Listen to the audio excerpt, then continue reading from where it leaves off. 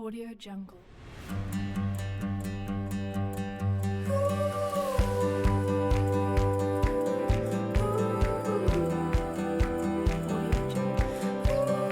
Baiklah, selamat pagi anak-anak. Berjumpa kembali dengan saya, Pak Martin yang akan mengajarkan tentang kimia pada pagi hari ini. Sebelumnya, jangan lupa di-subscribe, di-like, dan di-share ini channel supaya membantu orang-orang yang ingin belajar kimia. Hari ini, kita akan belajar kembali tentang yang namanya KSP. Hanya saja kita fokusnya kelarutan pada hari ini yaitu pada faktor ion senamanya saja. Bagaimana faktor ion senama itu? Apa aja kira-kira yang mempengaruhi dari faktor-faktor kelarutan? Mari kita lanjutkan pelajarannya. Baiklah, kita akan bahas kembali tentang kelarutan dulu. Apa kemarin kelarutan? Kelarutan atau solubility merupakan jumlah zat yang dapat larut dari suatu zat yang sukar larut pada saat tempat jenuh. Nah, jadi istilahnya kita fokuskan dulu ke tempatnya yang sukar larut. Kenapa? Yang udah larut itu udah pasti larut, jadi nggak lagi di kelarutannya kan? Kelarutannya pasti sangat besar. Nah, bagi yang sukar larut, apakah dia bisa larut? Bisa dong. Nah, bagaimana caranya? Ya, kita cari kelarutannya, gitu dia. Zat-zat sukar larut seperti AgCl, CaF2, MgOH 2 kali, FeOH 3 kali, MgCO3 dan lain-lain. Nah, zat-zat ini sukar larut, bukan berarti tidak bisa larut. Nah, mari kita hitung kelarutannya kan gitu. Nah, suatu zat yang sukar larut seperti AgCl jika dilarutkan maka pada awalnya akan sedikit melarut sampai keadaan tepat jenuh. Nah, pada saat tepat jenuh, kecepatan melarutnya sama dengan kecepatan pembentukan endapan, ya kan? Nah, setelah tercapai keadaan tepat jenuh, biasanya itu tidak akan ada lagi yang namanya itulah titik terakhir dia melarut, atau kurang bisa dibilang tidak ada pembentukan endapan, belum ya? Hampir pembentukan endapan. Nah, jika kita tambahkan lagi AgCl-nya, nah di situ dia tidak bisa melarut lagi. Dan di situ dia disebut sebagai mengendap, ya kan? Nah, keadaan dia mengendap ini disebut sebagai keadaan lewat jenuh. Disitulah mulai terbentuk yang namanya endapan. Nah, saat si AgCl tadi itu masih melarut, itu disebut dengan keadaan belum jenuh. Nah, harga S sendiri atau kelarutannya jika makin besar, maka artinya dia makin mudah larut. Jadi kalau makin besar harga S-nya, maka zat itu bisa dianggap makin mudah larut. Pengaruh ion senama, ya kan? Apa sih hubungannya kalau ada ion senama? Bagaimana itu ion senama? Ion senama itu istilahnya jika kita tambahkan suatu zat sukar larut yang sudah melarut, kita tambahkan dengan zat lain yang memiliki ion-ion yang sama, baik kation yang sama ataupun anion yang sama terhadap yang zat sukar larut tadinya.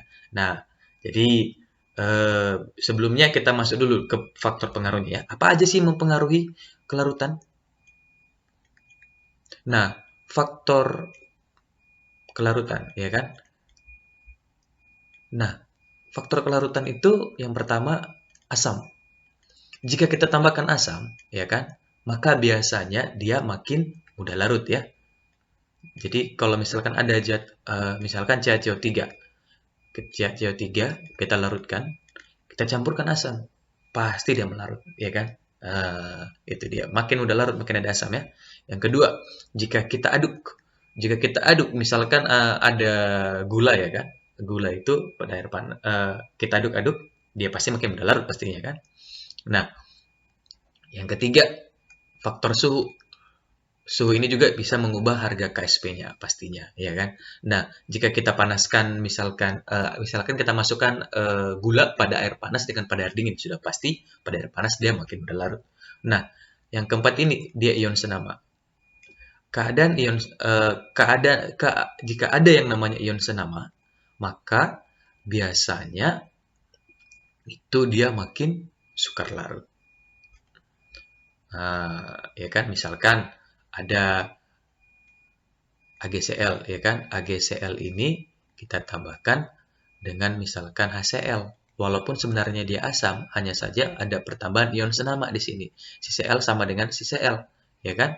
Nah, karena ada ion senama sama-sama Cl, maka si AgCl itu walaupun ditambahkan asam, dia tetap menjadi garam yang makin sukar larut daripada biasanya. Kurang lebih seperti itu ya, ion senama. Coba kita buat di contoh soal. Soal nomor 1, katanya di sini, di soal kita ada garam AgNO3. Katanya lebih sukar larut dalam larutan yang mana? Pertama dalam air, AgOH, NaOH, HNO3. Nah, sudah pasti di sini yang kita perhatikan adalah salah satunya faktor ion senama, gitu dia. Nah, AgNO3 di sini dia memiliki komponen, kalau kita tuliskan ya. AgNO3 itu memiliki komponen yang namanya Ag positif dan NO3 negatif. Jadi kalau ada Ag positif dan ada AgNO3-nya, maka sudah pasti dia makin sukar larut. Berarti jawabannya itu bagian kedua dan bagian keempat. Kenapa? Di bagian kedua kita memiliki AgOH. AgOH akan menghasilkan Ag positif ditambah dengan OH negatif. Di sini kita memiliki Ag positif. Mereka adalah ion senama, ya kan? Ion senama. Nah, untuk bagian keempat, kita punya yang namanya HNO3. Jika kita ionisasi akan menghasilkan H positif ditambahkan NO3 negatif. Di sini kita memiliki ion senama, anion asam nitrat. Nah, berarti yang paling sukar larut itu adalah jika jika ditambahkan ke dalam larutannya AgOH ataupun HNO3 karena faktor ion senama. Berarti kalau 2 dan 4 jawabannya adalah bagian C. Oke, bisa ya? Ag2CrO4 di mana sekali kelarutannya 4 kali 10 pangkat minus 12 molar pada saat tepat jenuh. Maka kelarutannya dalam AgNO3 0,02 molar adalah berapa? Dari soal ini kita tahu bahwa si sukar larut dengan si AgNO3 itu memiliki yang namanya faktor ion senama. Kenapa? Karena memiliki sama-sama ada Ag-nya. Berarti dia pasti makin sukar larut pastinya, ya kan? Nah, kita mulai dari ion senamanya dulu. Katanya kita memiliki yang namanya AgNO3. Jika kita ionisasikan AgNO3, maka dia akan menghasilkan namanya Ag positif ditambah dengan NO3 negatif. Nah, di mana tadi dia katanya memiliki molaritasnya 2 kali 10 pangkat minus 2 lah itu ya, 0,02. Oke, berarti si Ag-nya kita dapat juga 2 kali 10 pangkat minus 2 karena koefisiennya sama. Nah, jadi komponennya si Ag positif inilah yang kita masukkan ke dalam Ag2CrO4 untuk mencari kelarutannya, ya kan? Maka Ag2CrO4 jika larut dalam air maka akan menghasilkan 2 Ag positif ditambahkan dengan CrO4 negatif.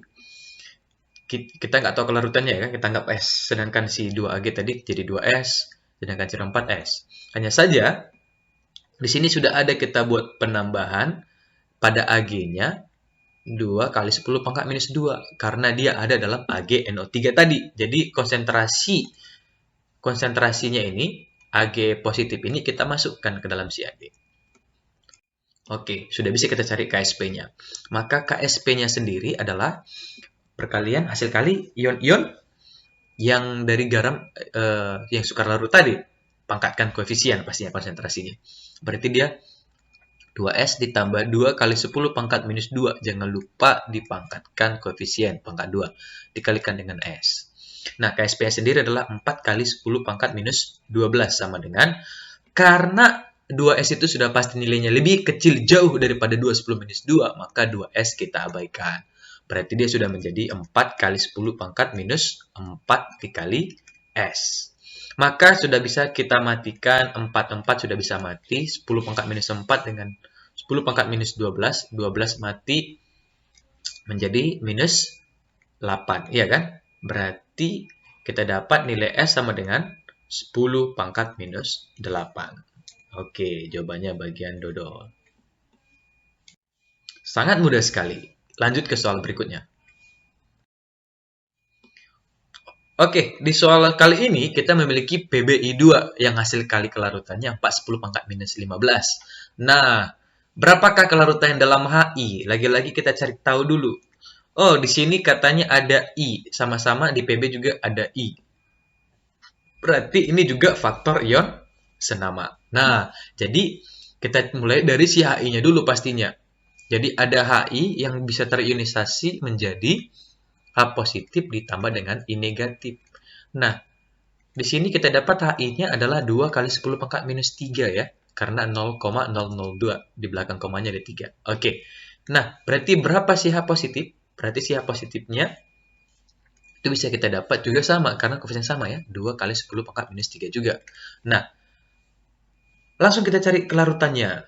Si PBI2-nya dalam si HI. Maka kita masukkanlah. Kita ionisasi dulu si PBI2. Maka ada PBI2 akan terionisasi jika larut menghasilkan Pb2 positif ditambah dengan 2I negatif. Kita nggak tahu ini berapa si PBI2 kelarutannya. Kita buatnya S, ya kan? Si Pb positifnya 2 positif juga S, karena koefisien sama. Nah, di 2I, dia dapatnya 2S. Namun di sini kita masukkan nilai si ya. Di sini yang kita masukkan nilainya si I negatif, ya kan? Si I negatif ini. I negatif juga adalah sebanyak 2 kali 10 pangkat minus 3. Nah, 10 pangkat minus 3 ini kita masukkan ke bawah. Berarti dia di 2S ditambah 2 kali 10 pangkat minus 3. Nah, karena di sini ada 2S ditambah 10 minus 3 dan sudah pasti kelarutannya. Si 2S itu kita abaikan pasti karena sangat kecil daripada 2 10 minus 3. Oke, langsung kita kerjakan. Maka KSP-nya itu sama dengan S dari si PB2 positif pangkat 1 dikalikan dengan 2 kali 10 pangkat minus 3. Jangan lupa pangkat koefisiennya pangkat 2. KSP-nya tadi 4 kali 10 pangkat minus 15 sama dengan S dikali 4 10 pangkat minus 6 ya. Di sini 4-nya sudah bisa mati. Nah, 6 dengan 15 itu bisa mati menjadi S. 10 pangkat minus 6. Berarti kita dapat jawabannya adalah bagian dodo. Oke, gampang ya. Soal yang keempat. Ya kan? Pada soal yang keempat ini, kita memiliki kelarutan Ag2CrO4, 10 pangkat minus 4 molar. Maka kelarutannya berapa? Nah, ini agak berbeda. Kalau tadi kita ketahui hasil kali kelarutan pada saat tepat jenuh, ini yang diketahui hanyalah kelarutan. Berarti karena ada di sini si Ag2CrO4, kita cari dulu KSP-nya berapa kan gitu. Biar bisa nanti kita cari. Maka katanya ada Ag2CrO4 jika kita larutkan akan menghasilkan yang namanya 2Ag positif ditambah dengan CrO4 negatif. Nah, katanya di sini kita memiliki kelarutannya sebanyak 10 pangkat minus 4 ya. Kurang nampak ya. Kita memiliki kelarutannya sebanyak 10 pangkat minus 4. Berarti si Ag-nya berapa? Ya, karena koefisiennya 2 jadi kalikan 2 lah. 2 kali 10 pangkat minus 4. Si CrO4 ini berapa? Karena koefisiennya sama, berarti 10 pangkat minus 4. Nah, kita cari KSP-nya. Maka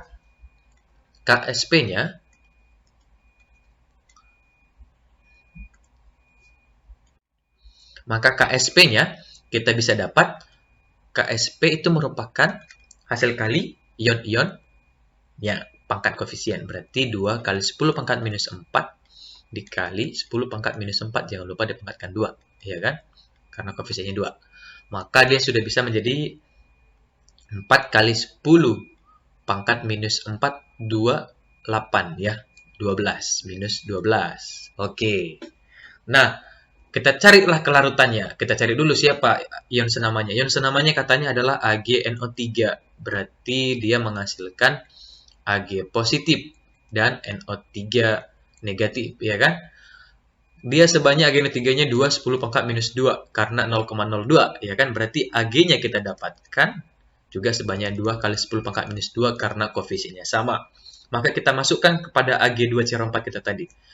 Ag2CrO4 jika larut menghasilkan 2 Ag positif ditambah dengan CrO4 2 negatif.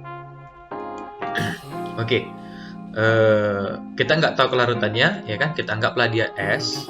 Di sini jadi 2S. Di sini jadi S. Hanya saja kita masukkan 2 10 minus 2-nya itu ke dalam si Ag. Berarti dia ditambah dengan 2 kali 10 pangkat minus 2. Nah, jadi kita coba cek KSP-nya. KSP sama dengan, karena dia 2S terlalu kecil, kita abaikan saja. Jadi tinggal 2 kali 10 pangkat minus 2 pangkat 2 dikali S. Dimana KSP-nya adalah 4 kali 10 pangkat minus 12, ya kan? Maka sama dengan 4 kali 10 pangkat minus 4 dikali S. Ya, berarti sudah bisa kita dapat bahwa S sama dengan 4 kali 10 pangkat minus 8. Jawabannya bagian B. Coba kita perhatikan sedikit di sini. Kita dapat S-nya pada saat ada ion senama 4 kali 10 pangkat minus 8. Oh, 4-nya mati, sorry. 4-nya mati, nggak ada 4-nya ya. Jadi kita dapat sebanyak 10 pangkat minus 8, ya kan? Sedangkan tadi mula-mulanya kita dapat dia adalah 10 pangkat minus 4. Maka dia kelarutannya makin kecil. Jadi sudah pasti jelas ya.